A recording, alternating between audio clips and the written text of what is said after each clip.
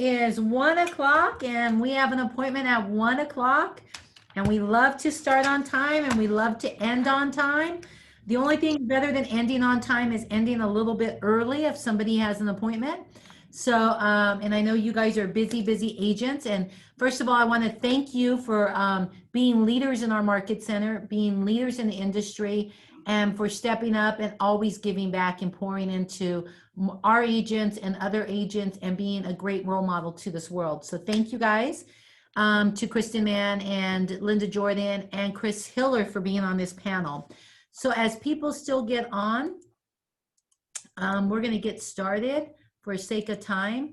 So let's go ahead and pick an order, and we will start with ladies first. So does Kristin Mann want to go first, or Linda Jordan? And you want to go, Kristin Mann? So when you go first, just tell us who you are, how long you've been in real estate, and just tell us about your team. If you're an individual independent agent, or do you have a team, and what that looks like, please. Okay. Can everybody hear me? I can. Hello, hello. Hi, I'm sharing a secret with y'all. This is my second Zoom in the last 5 months. Yeah. So I don't really know what I'm doing here. Like, I've seen my kids doing it, so you'll have to like tell me if you can't hear me or something, okay? We can hear you and we can see you. You look beautiful. I love the blue. Thank you, thank you. Okay, so I'm Kristin Mann. I have a team of 4, and I have been in the business for 7 years. My husband joined me when I had been doing it for about 3 years, as well as Annette, who is my director of training and sales, and so she is also our buyer's agent. And then we also have Candace Rusk, who does our transaction coordinating, and then we also have Fiona Bright, who is our newest buyer specialist. Yay, that's awesome, awesome, awesome. Well, thank you, thank you. All right, so let's go to Linda Jordan next. Okay, well, this is, I think, my 3rd Zoom, Kristen, so I may have one up on you. Yes, such an awkward time, and trying to manage the Zooming and the in-person and mask or no mask. And my favorite meme is, I get out of my car and I'm heading to a building, and then I'm like, I gotta go get my mask like I'm Batman or something. So that's our brave new world. So we continue to press forward. I have been in real estate for 6.5 years with Keller Williams exclusively from the beginning. About 3 years ago, I hired I guess a quasi full-time assistant, and we have office space here at Keller Williams, and we huddle pretty much every morning, kind of get our day lined out. She has her stuff, I have my stuff. And then in the afternoons, I'm kind of zooming around doing it all. So whether it's buyers, sellers, our team is kind of fleshed out with our resources, which I know when I taught Ignite, I really emphasized utilizing your partners, title partners, your stagers, your photographers, people like that, and flesh out your team, because you do have a team, so to speak, and lean on those resources for what you need. And for us, that's really worked. We've got a good capacity. We have a goal of between 35 and 40 units every year, and that seems to be working for us. That's awesome. Well, congratulations. Thank you for joining us today. Awesome, awesome. And Chris, tell us about you. There we go. By the way, Michelle, you're faint. We can hardly hear you, right? Is it just me? Really? Let me up my volume. Is that better? No, you're still kind of faint. That's interesting. Okay. All right. How about me? Can you hear me? Yep, I'll speak up louder. Well, since everybody's giving their Zoom experience, the last class I taught was from the Keller Williams office in Destin, Florida. I went in and I said, I had made Madeline had made arrangements for me to use her conference room because I didn't have any Wi-Fi in my condo. It just was down. And I went in, I said, I'm here to teach a class. And they started scrambling. Well, no one's here yet for your class. They thought I was coming to teach them a class. I said, no, I just need your conference room so I can do. No one's here for your class. Yeah, they were scrambling for sure. So I have owned my real estate sales and consulting business. A week from today, it will be exactly 20 years. I passed my real estate exam on the Saturday of Labor Day weekend, which I look back that year was September 2nd. And Keller Williams Premier is the only office that I have ever been with. And I have a team of, I'm losing count, and one new team member is about to be born like any second now. I think we're at 8, plus my wife makes 9. I got to count her. And, you know, just like Linda just said, I consider various people in real estate as part of my team as well. Sissy Black, my make-ready specialist, and my photographers, and you know, all the people that help us get listings up and running. And it's been, you know, there's the tortoise and the hare, and there are a lot of hares in this business that, unlike in the fable, don't succeed. There are a lot of people that exceed quickly and at a high level and fast. I'm definitely the tortoise. It's been 20 years of grinding it out, coming to the office. I can't get here until 8:30 now, but I used to come in at 7 and every day and work till 6. So I've just been grinding it out day after day for 20 years. Wow, I love that. Well, I don't know if I should love that, Michelle. It's just, I'm trying to figure out maybe a different way, but that's what I'm doing. No, I love it because, like you said, where you are today, there are people that have been in the industry for 20, 30 years and have not grown their business to the extent that you have. So it's a lot to be grateful for, and a lot of great people around you that continue to show up and do the same thing with you. So that's awesome. So we're going to go down that order with Kristin Mann and Linda, and then Chris. And we're going to today's class is all about, can you guys hear me any better now? You're still faint, but I mean, I can hear you. It's so interesting because nothing's changed on my Yeah, computer. when you signed on, you were fine. It just started. Interesting. Let me move back a little bit. I don't know. Let's see if this works. All right. This is my 8,960 million Zoom. So I don't know what's going on with the volume, but what I want to do is today's class is all about listings, leads, listings, and leverage, the 3 L's, right? And that's the most important thing when it comes to getting started in any business, because no matter what career you're in, whether you're an attorney or a doctor or a wonderful real estate agent like all of you guys are, you have to have leads, you have to have some type of client, and you need to be able to close that and leverage your help, right? So let's start with that. Kristen, tell me, let's jump right into leads. So what are the top 2 places that you are getting leads from right now, that maybe you did other things too, but that are your 2 lead sources that tend to be something that's been really successful for you? Sure. So of course, if I were to put it under an umbrella, the top 2 would be social media and database. Those would be my top 2. Now, of course, those trickle down into how we work each of those things. And if social media breaks down into 2 big ones, which would be going straight through Facebook to do the branding style. And then you also have KW Command, which gives you direct leads. Love that. Awesome. Now, how long in your 7 years have you really started to utilize your database to get leads from? You know, because some agents still don't have a database, even though they have clients. How long into your career did you start using that as a follow-up and a resource to get referrals? Immediately. Immediately. That's great. That's always been my number 1 source. When I started, I would have said my number 2 would have probably been open houses. It wasn't, you know, social media wasn't back then what it is now. It's come a long way in the last 7 years. So, but yes, database has always been my number 1. And in fact, we keep a really good eye.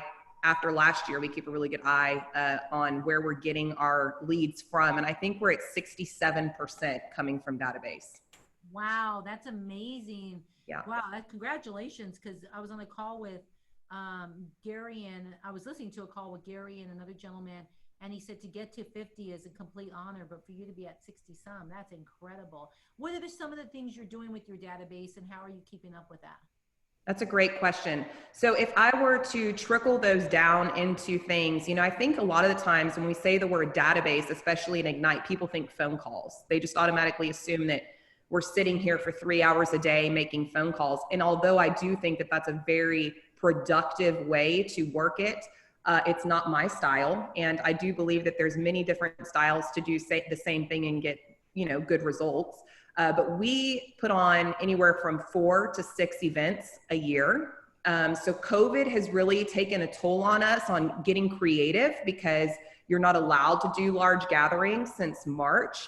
So we've been doing a lot of community work with our database. We were dropping off meals. I know you see that a lot on social media. A lot of pop buys. We just had a whole round of koozies made, and we're going to put fall beers in the koozies and drop them off at every client's doorstep.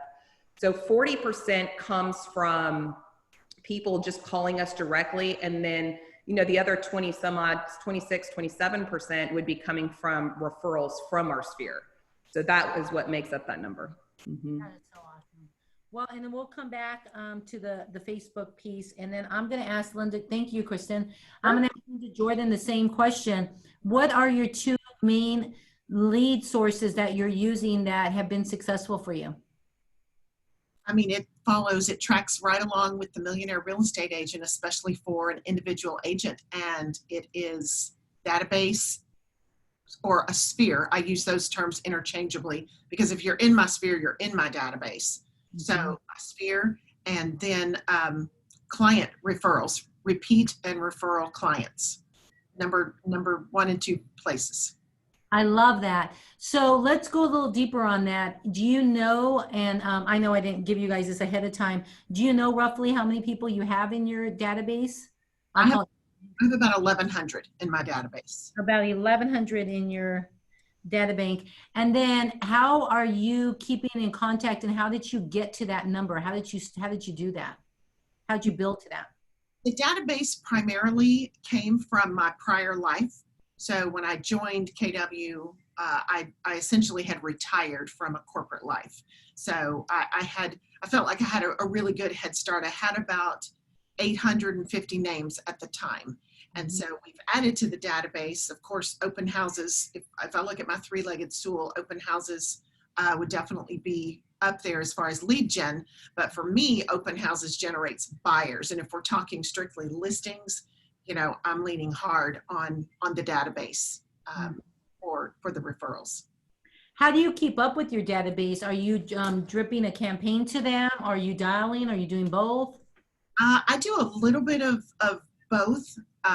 As when you study the disc as the high I, one of the things that is the most challenging for me is straight up asking for the business. I would rather jump off of a cliff than ask for the business.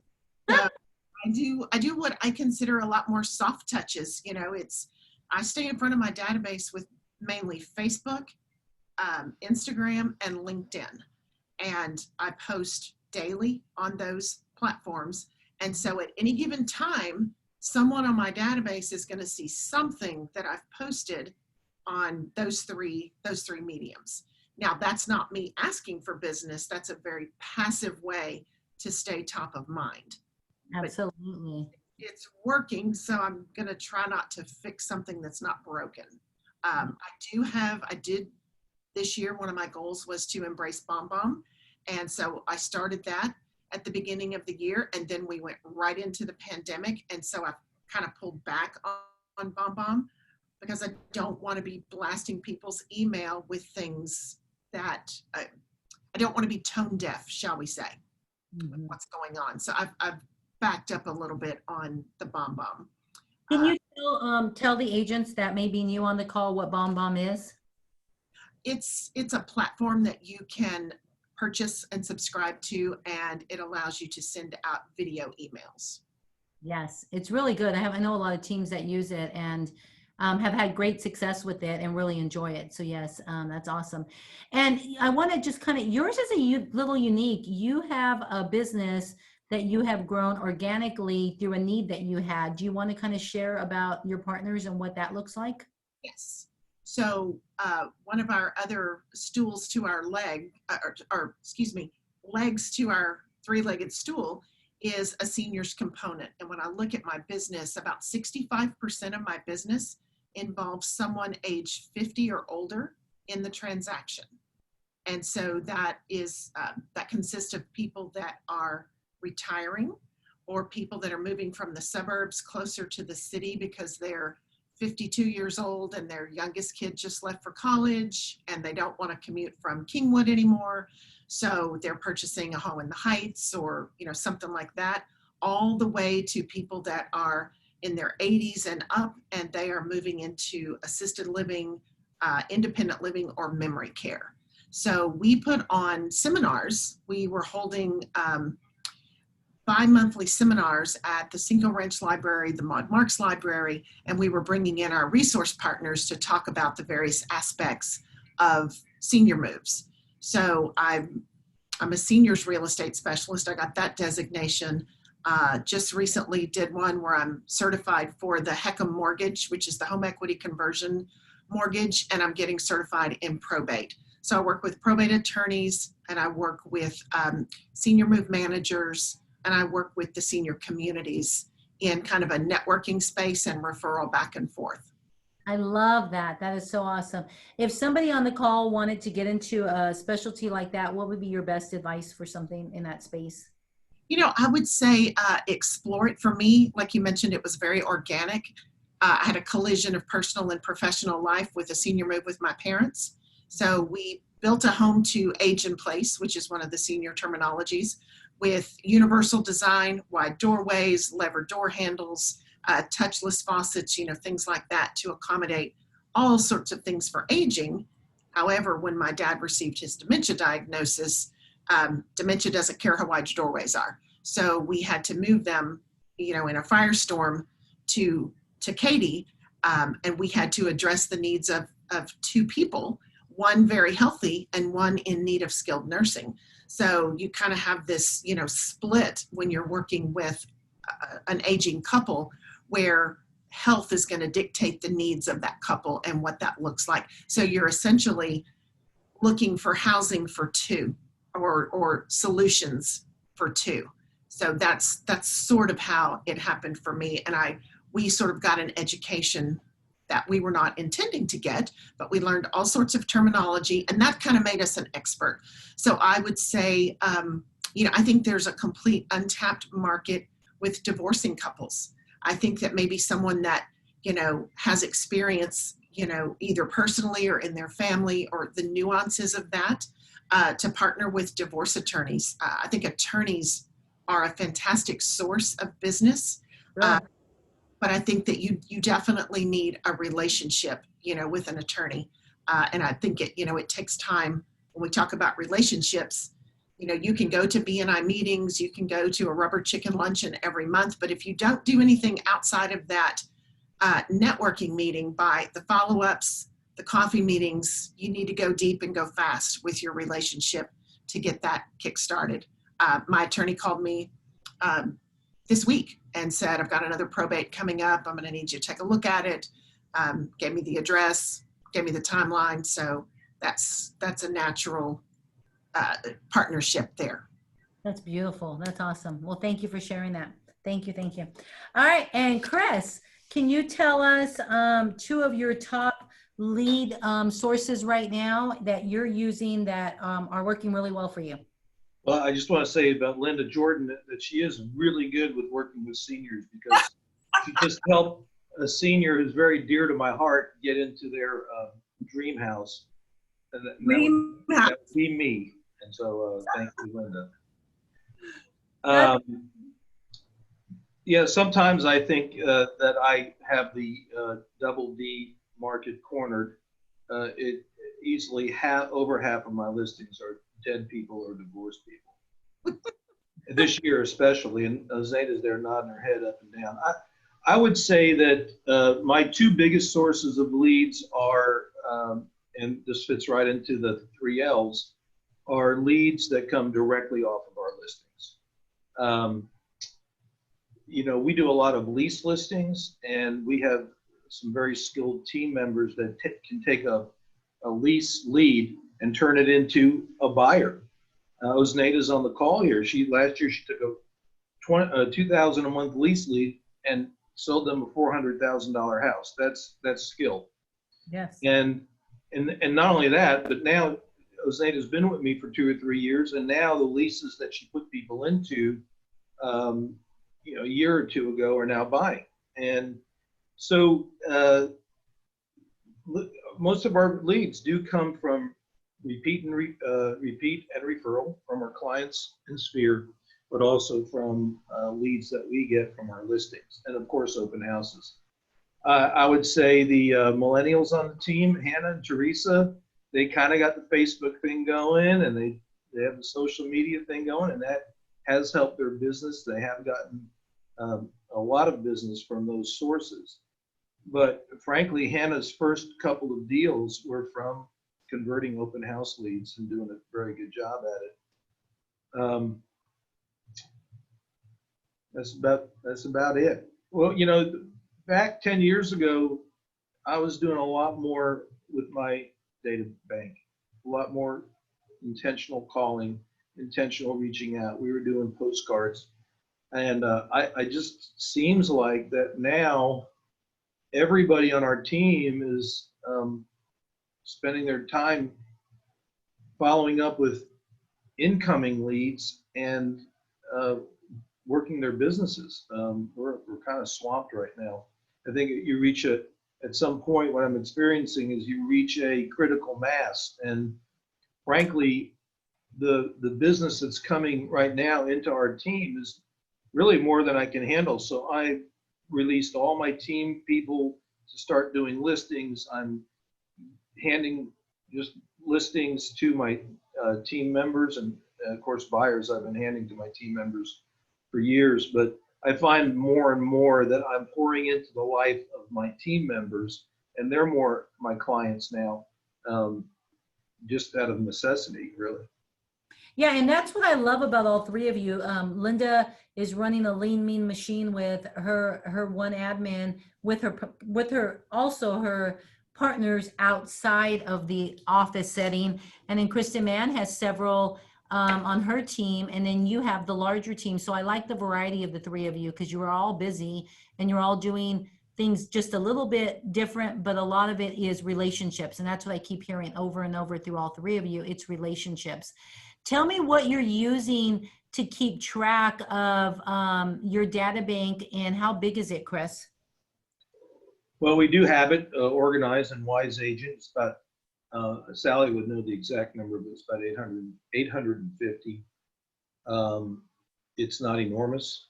I don't call through it. We mail through it, although not on a super regular basis.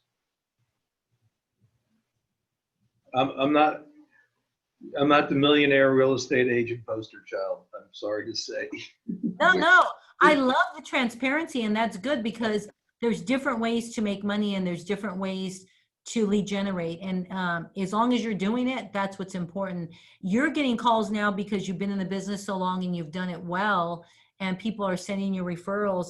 Do you have anything that you would tell a new agent on lead generation, on building a database, that you wish you would have known 20 years ago? Well, as far as, yes, and I actually taught a class, what I wish someone had told me in real estate school. And I, not so much lead generation, Michelle, but one thing I would say, and I think Linda and Kristen would definitely agree with this, is that, every single lead has the potential of becoming something big. And what happened when I started my real estate career, I thought I was going to be working with all my friends and family. And at the end of my first year, I looked at the 27 units I did my first year in real estate. 23 of them were with complete strangers, people Wow. that I did not know until I engaged with them in the real estate process. And so what I would say is that, your next client is most likely a stranger. It's most likely someone you don't know. And every lead, no matter how different their name sounds from yours, or how much different they are from you in age or culture or status of life, it doesn't matter. They're looking for someone who can do a good job guiding them through the real estate process. So, follow up every single lead until, as my first team leader said, until they buy or die. And that's something I wish I'd known before, because while I had a lot of success my first year, I think of all the leads that I just kind of pushed to the side because I was thinking, well, this person's never going to be able to relate to me. How are they going to trust me? They're nothing like me, and they don't know me. Yes. And then I wake up, 20 years later, and some of my best friends I didn't know before. Sally was a client, a complete stranger. She was a sign call. Wow. And now she's one of my best friends, my next door neighbor, and of course my admin. But there's 100 stories like that in my career. I love that. I love that. So your sign calls, so the more signs you have in the yard, the busier you are, because, like they say in Bold and the MREA, for every sign, you should get 1 or 2 good referrals for another piece of business. And I think the myth understanding, and then I'm going to let you go on to somebody else, is that people on the call might hear me say this, and might hear Linda and Kristen say this, and say, yeah, well, that's Chris, and he's got something a little extra where he can convert those leads. That's the way I thought about the Rick Dittemores and the Kathy Georgentis and the Jody Bonds and all the people that were the big producers when I started. I thought, yeah, I hear those stories, and that's them because they got it. But my gosh, once it began happening to me, I thought, this world is crazy. Complete strangers are trusting me to help them buy a $500,000 house. What insanity is that we've walked into? But that's exactly what we've walked into. Yes, I love that. And what you just said is what a lot of successful people in all kinds of fields, it's doing the same behavior of every day, the same way. And one day you wake up and realize, wow, I've created all this. And you also lose the same way. Yeah, you wake up and say, I don't lead generate today, or I don't send business out. And you wake up and like, whoa, where did my business go? So it's those same behaviors that you've been doing for 20 years. So congratulations. I know we have Mary on the line. Mary, why don't you take the next set of questions on leads, listings, and leverage? Why don't you do listings now with them?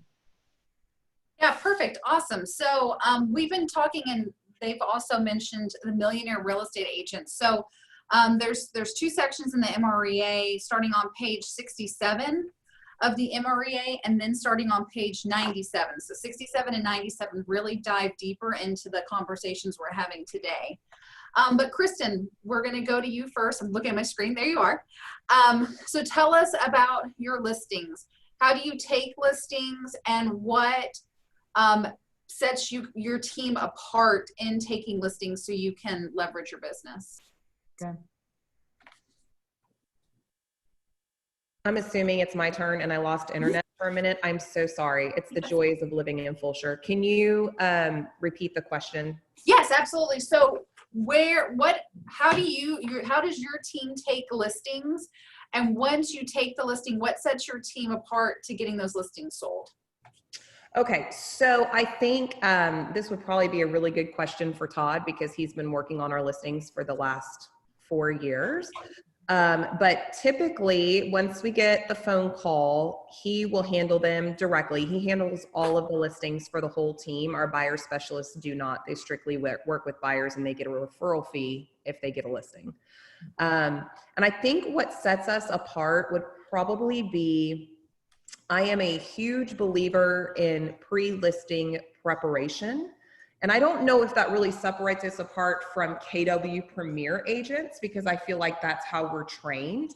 But I've noticed with other brokerages, we're not just going to go put a sign in the yard for listings. We're going to have professional stagers come in. We have the videos, we have the professional photographers, and I do photography, but I don't consider myself an expert when it comes to wide angled lenses. So we have professionals come in for everything.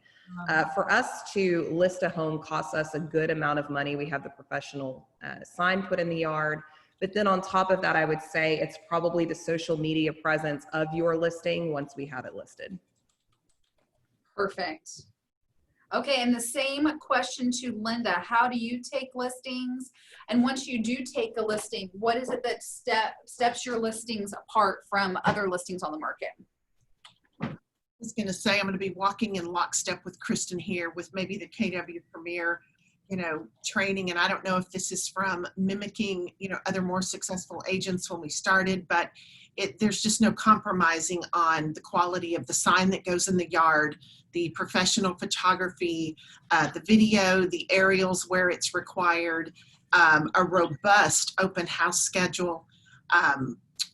For our listings, we want to continually demonstrate to our sellers that we are working for them. The thing that I find in this business is so much that we do is behind the scenes that they don't see. I think you guys have probably seen that graphic before where you have the tip of the iceberg, and this is what people see. But underneath the water, that massive piece is so much that we're doing behind the scenes that our clients don't see. And so if they're only seeing this, it's how are we demonstrating all of this other stuff that we're doing? So the reverse prospecting, the electronic flyers where we're marketing to other agents, the things that we are doing, social media ads that we can show to the client, because many times these are the things that they don't see. I also take a financial advisor approach when I'm meeting people to talk about their listing. I just won one where it was a beauty pageant, and those are always difficult for me. This person had called a Remax agent, a Gary Green agent, and Keller Williams. And when I finally got my appointment call, the other two agents had already gone out. And she said, well, I don't know if you feel like it's worth your time. We've talked to two other people and they're both just really nice. And you sound really nice too. All of y'all are just so nice. And I just cut her off and I said, that's great. And I said, it's wonderful. We are all in a people business, and what you're observing is true. I said, but let's switch this around. I said, your home is your largest financial asset in your portfolio. Who are you going to hire to handle your financial transaction? Because at the end of the day, this is what we're talking about. And so she said, well, okay, well, when can you come over? And it was kind of, I want to say downhill from there, but that was kind of the hook and thing that I feel like won me the listing, the presentation, as well as the KW worksheet that has our, the market share and things like that. They didn't even hesitate. They signed right there. That's awesome. That is awesome, Linda. Thank you so much for sharing. So you utilize a lot of different tools in your arsenal, but the biggest thing that I heard you say is that you're an expert. You're an expert in the market. You're an expert for your sellers. You're an expert in the financial aspect of it, so you know what you're talking about. And that sets you apart from other agents. Awesome. Okay. And now, Chris. So Chris, tell us about what sets you guys apart with your listings and how you take more listings. I think that I began to find myself being more successful in taking listings when I discovered that I had 2 ears and 1 mouth, and that it was more important to listen than to talk. And about 5 or 6 years ago, I stopped using the term listing presentation and replaced it with a listing conversation. And, this Kristin Mann, I think in the last 2 years, she's beat me out on 2 listings. So I'm not talking about present company here, but I think by and large, most real estate agents are telling and selling instead of listening to the client's needs. And the amazing thing is, the more you listen, the more you know what to say to them to engage them at the level they're at, to help them and focus in on their needs instead of assuming that all sellers are identical. So you're going to use the same, pitch every single time. I think one thing that sets us a little bit apart in our listings, and I think I've taught some of these things in the office, so a lot more people are doing them. To really do a good job with a listing takes about 12 man hours, from starting with, well, everything everybody said, you know, the professional staging, the photography, choosing the pictures and editing the pictures, not faking anything, like not whiting out the water tank. I'm not talking about that, but and then the MLS itself, I think, is an extremely misunderstood document. And I tell my sellers, and I'm going to give away one of my, I guess, big things here, is that every agent's going to come in and, you know, talk about this and that and glitz and glamour and have their bells and whistles. But really, Mr. and Mrs. Seller, when you get right down to it, your listing is going to sell one of two ways. Either a real estate agent is going to see my work product uploaded to HAR and then contact a client saying, hey, houses come on that you're looking for. Or a consumer is going to see my work product on HAR and then either call me or call their agent and say, I want to look at this house. So the object of the game with an MLS is to, first of all, make sure that it reaches as many eyeballs as possible, because it is a search engine. And a lot of people don't realize all those drop-down menus, those are all searchable fields. That's not a description of the house.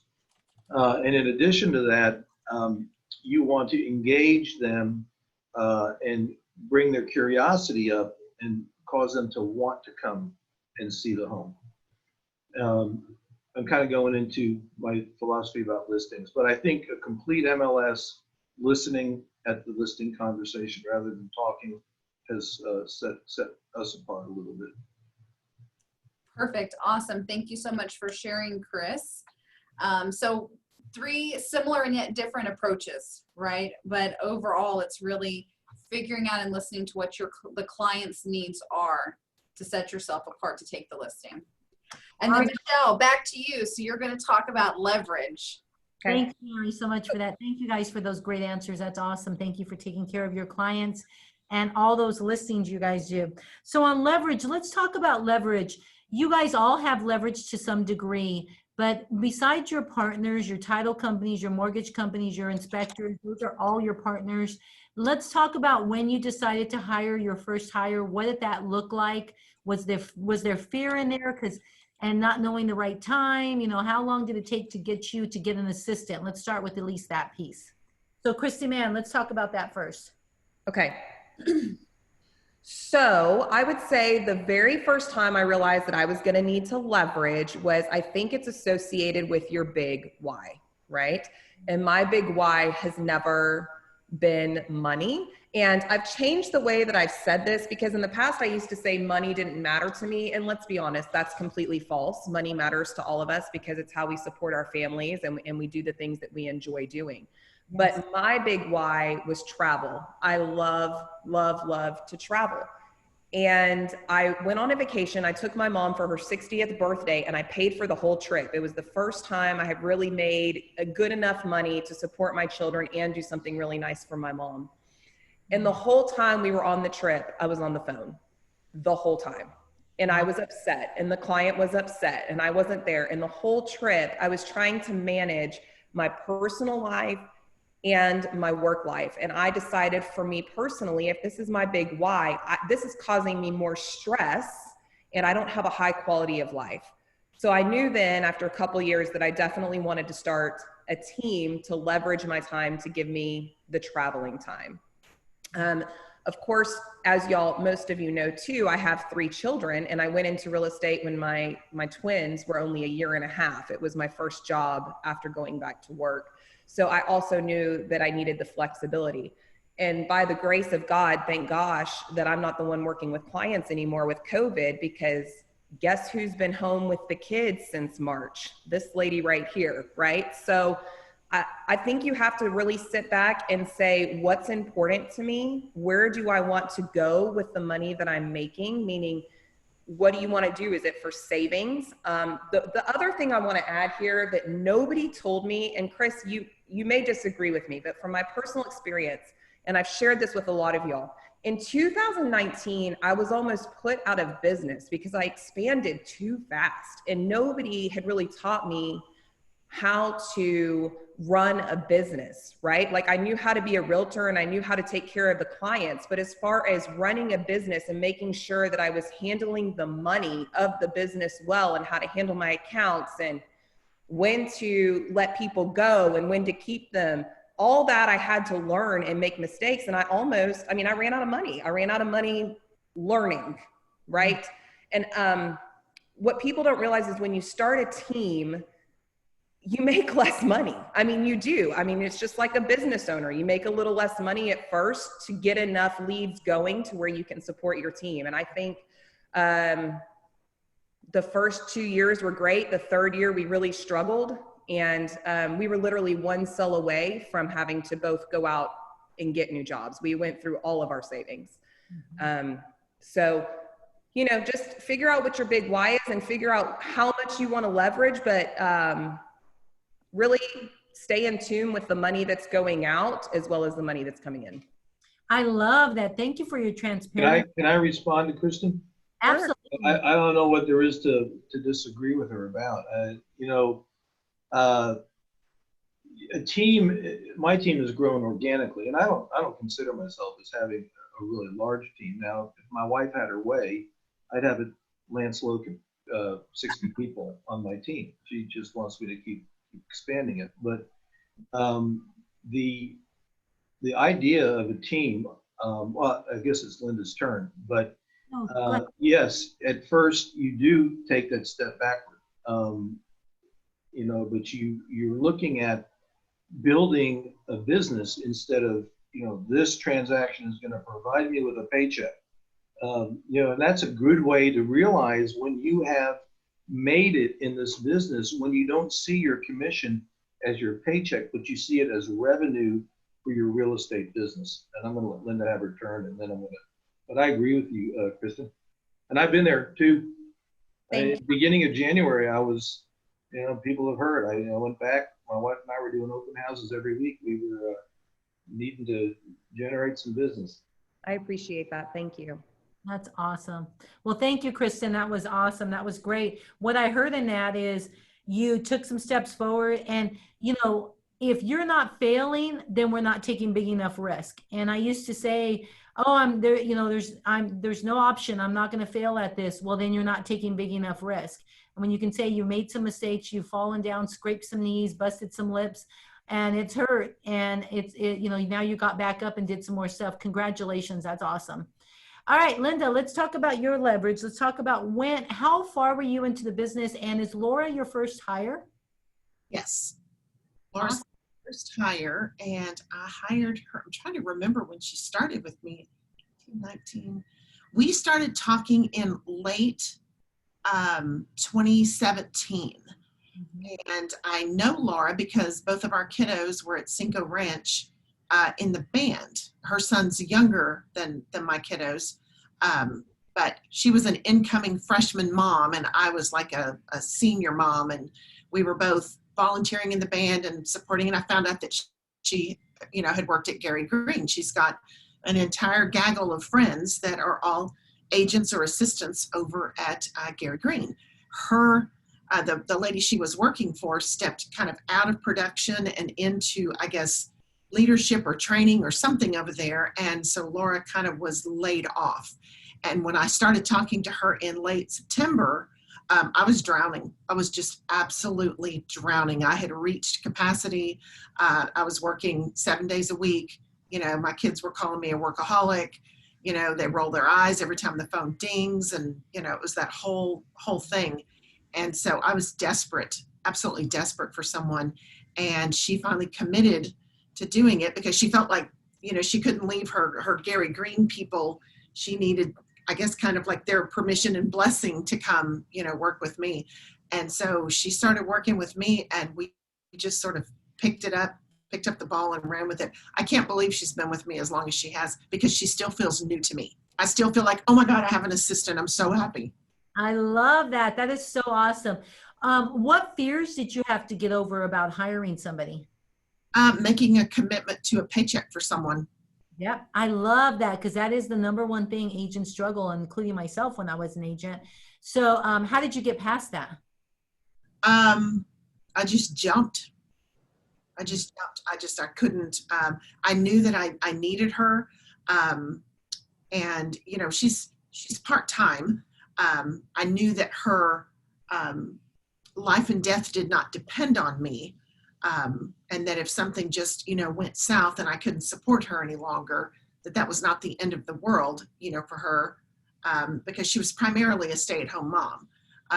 Nice thing has been is that as we've worked together, both of us are stepping into a new phase of life, which is basically becoming empty nesters. She's moving her son up to college this weekend. And my daughter graduates from Cinco Ranch High School this year. So we're both like tipping into a very new phase of life.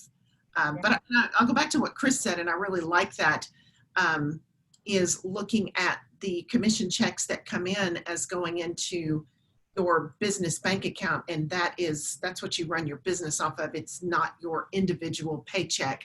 It goes into the business. And from that revenue feeds the multiple streams that go out, whether it's payroll, whether it's marketing expenses, you know, lead generation expenses, you know, whatever that is. And so when you can get those ratios right, you get to a comfort level that you're not sort of hand to mouth, so to speak. Absolutely. That is great. And you're running a profitable business, and you're leading with revenue first. And that's the most important piece. Absolutely. Yeah. And, you know, my MAPS coach, you know, last year, you know, really is the one that kind of pushed me to invest, because I was so stranglehold with the dollars. And your family loves you more when you leverage. Sounds awesome. All right, Chris, let's go to you. About the first weekend, I got my license. I said, well, I'm working weekends, so I guess I don't have time to cut the grass. So the first hire I had I love that. someone to cut my grass. And, you know, I'm thinking, you know, I really took a lot of pride in how I cut the grass. And I knew that these crews that come in like a horde of locusts and they descend on your lawn, buzz around for 15 minutes and then leave. I knew they weren't going to do as good a job as I did on my lawn. But I knew with the time I would get back from that, I could sacrifice the perfect lawn to be able to make more money. And really, that's the way it is with building a team, is that we're continually looking for people that can do tasks that we do as real estate agents. Now, I've been fortunate. I've found people that are way better at certain tasks than me. And then there's some that I really feel like I have a better handle on things, and maybe they're 90% as good as I was at certain aspects, but I'll trade that 10%, you know, less, whatever you want to call it, expertise or quality, for more time to be able to focus on my 20%.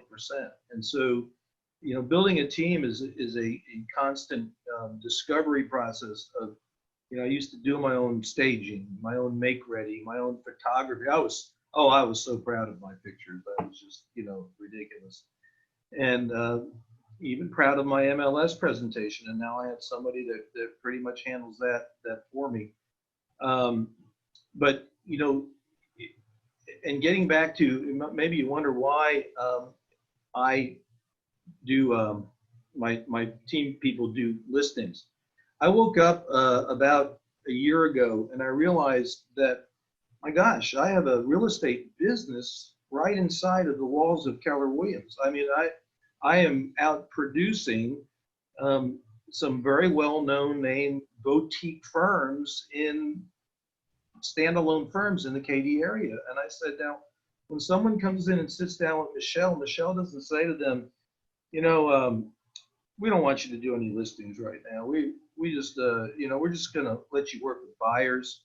And maybe after a few years, then we'll let you start working on listing. No, what does Michelle say? She says, right off the bat, we are going to teach you how to take listings. We're going to teach you how to be a listing machine. We have the training for that. And then I woke up and I said to myself, my gosh, if agents are coming in and that's what they're being presented with by leadership in our office, why should I shortchange people I love and care about by not giving them the same opportunity? And I really took a page out of Tim's book. Tim Soika was the first person I knew that just turned everybody loose, to do listings as well. And it's really served me very well. I mean, there are obviously listings out there that I didn't have any hope of really getting. And, you know, by taking people on my team and letting them work with their sphere and their network, you know, they bring in more listings, which brings in more leads, which keeps everybody busy. Exactly. That is great. I That's love. just me personally. You know, I know I don't run my team like the MREA either. You do a lot of stuff though, like the MREA says. You run and lead by revenue first. You have an accountant, you look at your books, you look at all that, you grow your business. You don't just bring people on your team to bring them on. You strategically look at that stuff. So you run close to the MREA, probably more than you even think. So that's great. Yeah, there's team heaven and team hell, and Yeah. I want team heaven. Exactly. One thing I want to, and then I'm going to go back to Kristen, that I want to share with you guys. Leads, listings, and leverage are so important, but I want you to tell me something that you wish you would have did 5-7 years ago when you got started, and you wish you would have known, either hired quicker, learned something faster that you can share with the people on the call. But one thing I want to ask with you, Chris, a different question. You never, ever stop amazing me with your words and your language. And you've said this to me over and over, how not this group here and not so much maybe our office, but that there's so many agents that don't look at their business the way you do. And how do you look at your real estate business when you look at doctors and lawyers and other professions? Can you share that? I love it. I'm going to step on a bunch of toes here. No, you're going to bless a lot of people. Well, you know, I really, really think that very often we, as realtors, we do ourselves a disservice by not being as professional as I believe we are, and as the consumer should view us. For example, you know, attorneys don't bring their courtroom drama into social media. You know, if they've had a bad day going up against another attorney, they don't get on social media and send a message to that attorney, you know, oh, I had the hardest transaction today working with this other attorney. He was a complete jerk. Well, we see that all the time in our business. And is that kind of what you're getting at? Yeah, I'm getting at that. And I love that because and it goes back to Linda's, you know, talking about being tone deaf. I think as agents, you know, we're tone deaf. well, you hold such a standard, and I love what you said even earlier on the call. You said that how you walk into a listing presentation. And tell me what you own again, because you say it so well. You own a what? A real estate company? Real estate sales and consulting business. I love that. I mean, it's even just that. It's those words that you use that you don't walk in saying, I'm a real estate agent. You know, we use the term in the business all the time, and there are probably people on the call that have heard me say this because I talk about it just about every time I teach a class. But you know, you'd never go to a party and with doctors, and you'd never hear one doctor say to another doctor, "So how long you been in the business?"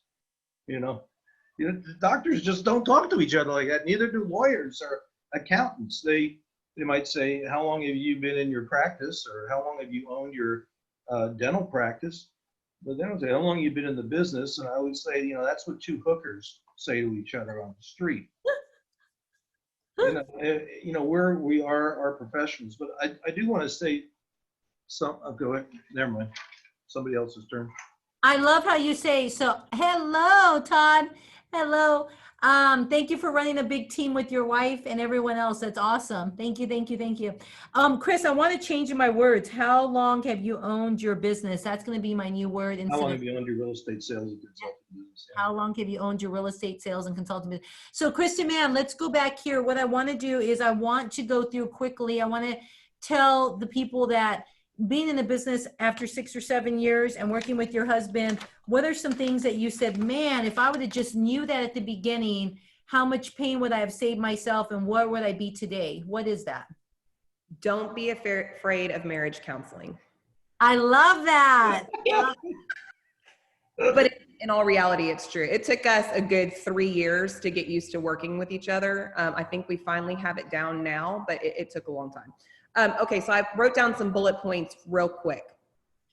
the 4 of them. One is get comfortable with being uncomfortable. Oh, I love that. Love that. If you are comfortable, you're fixing to lose in sales. I guarantee you. You should be living uncomfortably when it comes to lead gen at all times, because that's where success is found. The second thing I would say is do not stereotype people when you are on your listings. Just because you're at a $200,000 listing does not mean they should be treated any differently than a $1.5 million listing as far as your professionalism. Good. And I can't stand it when people make comments about race or anything that goes along with that. You know, everybody should be treated equally, in my opinion. So don't put people in a box, I guess is what I'm trying to say. The third thing is excuses are simply that, they're excuses. When we were not succeeding last year, we made up every excuse in the book as to why that was. And it was simply because we weren't doing what we were supposed to be doing. So, you know, when you look at everybody else's sales and you realize that they're still doing well and you think it's the market, it's probably not the market. I love the transparency. Thank you for that. That's boldness and transparency. Thank you. Always. And then the fourth thing is just run your finances, like Chris and I were saying, like a business. You need to run it like a business. You're not just here to do real estate. You need to be running a business and be paying attention to your finances. If you're sitting here handling other people's biggest financial decisions, why are you not handling your own the same way? Love that. Love that. Love that. Love that. So great. Thank you so much. Todd, do you want to add anything in on that? I mean, the comfortable without being uncomfortable, I think, is something we've talked a lot about. And as far as the excuses, we had a ton of them last year. I had a ton of them. Bottom line is we weren't being honest with ourselves. So Yeah. And look at you guys now. Congratulations. That I tell everybody, you do the behaviors, the success comes, right? And you continue to do that. So thank you guys. You guys are amazing. We appreciate you. Linda, do you want to add anything to that what you wish you would have known, or someone would have shared with you, or if you could have just done that at the beginning and you would have been somewhere different or would have saved you some pain? Absolutely. That I think of that all the time. And I when I would teach Ignite, I would always share this with them. Quick note, I may have to get marriage counseling from Kristen and Todd because my husband may be joining me in a year or two. So I'm terrified of that. We'll see. There is no magic bullet. I love that. So easy to be a new agent and look at, oh God, Chris Hiller, like he's got some sort of secret back there. Like, what is it? What is he doing? I need to find that out. Maybe it's Zillow leads. Maybe it's, maybe I can get a billboard. Maybe I can, do not be distracted by the shiny. If you stick to, and I am not an MREA guru by any stretch of the imagination, but there are some nuggets in there that I think are incredibly valuable. And one is the 70-30 rule. 70% of your business is going to come from your database. It's going to come from your sphere. And so everything that gets put in front of you to purchase, because once you have a real estate license, everyone and their dog has your email address. And you can get bombarded with the shiny. And you can look around and go, maybe I should do that. Maybe I should do that. And when you do that, you're chasing 30%.